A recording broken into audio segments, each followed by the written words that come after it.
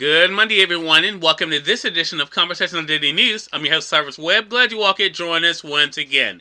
But of course, you have your news headlines coming up on this Monday. We have the Truth of the Day with Mary Ellen Ciganovich, and in today's Entertainment Spotlight, you've been part of my conversation with home improvement expert Anthony Carrino discussing the importance of winterizing your home.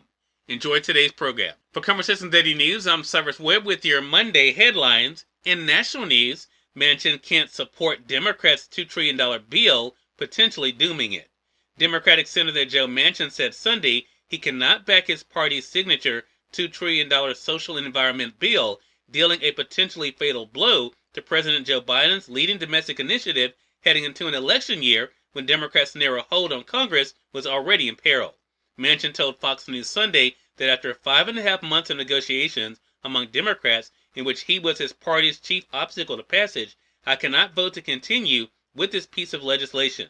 I just can't. I've tried everything humanly possible. I can't get there. Manchin's choice of words seemed to crack the door open to continued talks with Biden and top congressional Democrats over reshaping the legislation. But the West Virginia senator all but said the bill would die unless it met his demands for a smaller, less sweeping package, something that would be hard for many Democrats in the narrowly divided Congress to accept. The bill would provide hundreds of billions of dollars to help millions of families with children by extending a more generous child tax credit, creating free preschool, and bolstering child care aid. There is more than $500 billion for tax breaks and spending aimed at curbing carbon emissions, which experts consider the largest federal expenditure ever to combat climate change. Other provisions would limit prescription drug price increases, create hearing benefits for Medicare recipients, and bolster aid for the elderly, housing, and job training. Nearly all of it would be paid for with higher taxes on the wealthy and large corporations. In an unusually hardball response to a lawmaker whose vote is crucial in the 50-50 Senate, White House Press Secretary Jen Psaki called Manchin's announcement a sudden reversal in his position and a breach of his commitments to Biden and congressional Democrats. She pointedly said that Manchin, whose state is among the nation's poorest, will have to explain why many families will have to cope with higher health and child care costs the bill is intended to address. Psaki said in a statement that Manchin had in person given Biden a written proposal last Tuesday that was the same size and scope of a framework for the bill that Democrats rallied behind in October. That outline had a 10-year cost of $1.85 trillion. She said when Manchin spoke to Biden, the White House believed a compromise was possible and that Manchin agreed to continue talks. In more national news, convicted killer serving life dies in California prison. A California prisoner serving a life sentence for murder died on Friday after he was found injured in a cell he shared with another convicted killer, authorities said. Abraham Morales, 37, was found unresponsive in the Kern Valley State Prison cell he shared with Charles Ramirez, prison officials said in the statement. He was pronounced dead within the hour. The death has been investigated as a homicide, and Ramirez was removed from the scene, the California Department of Corrections and Rehabilitation said in a statement. In more national news, Omicron may sideline 2 leading drugs against COVID-19. As strained U.S. hospitals brace for a new surge of COVID-19 cases caused by the fast-spreading Omicron variant, doctors are warning of yet another challenge. The 2 standard drugs they've used to fight infections are unlikely to work against the new strain. For more than a year, antibody drugs from Regeneron and Eli Lilly have been the go-to treatments for early COVID-19 thanks to their ability to head off severe disease and keep patients out of the hospital.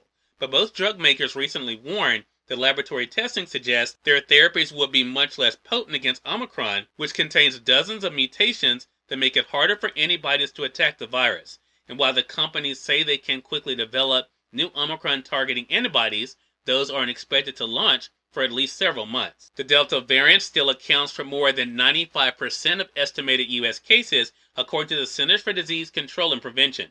But agency leaders say Omicron is spreading faster than any past variant and will become the dominant strain nationwide within weeks. And finally, in entertainment news, Spidey nets third best opening of all time with $253 million. Never underestimate your friendly neighborhood Spiderman, even with a mutating virus afoot. Despite rising concerns over the Omicron variant, Spider-Man No Way Home not only shattered pandemic-era box office records, it became the third best opening of all time behind Avengers Endgame, with $357 million, and Avengers Infinity War with $258 million.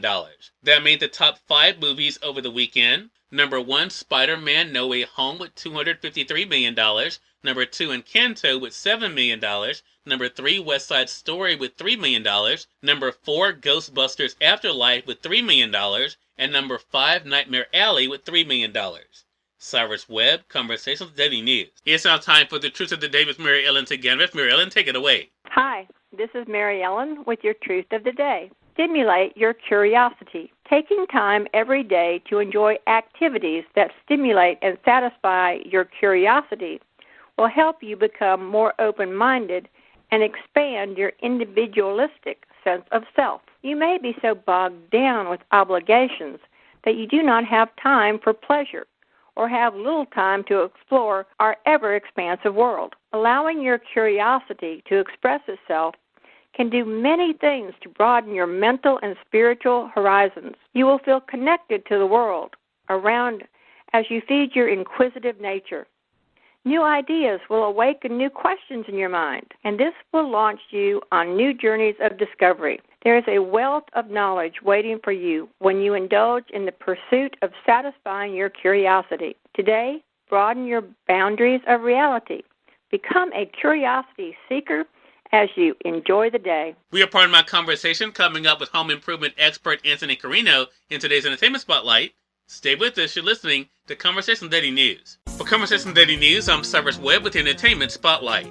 Home improvement expert Anthony Carrino joined me recently on Conversations Live, the radio show, to talk about the importance of winterizing your home. Here's a bit of our conversation. Why is it important, though, Anthony, for us to winterize our home every year?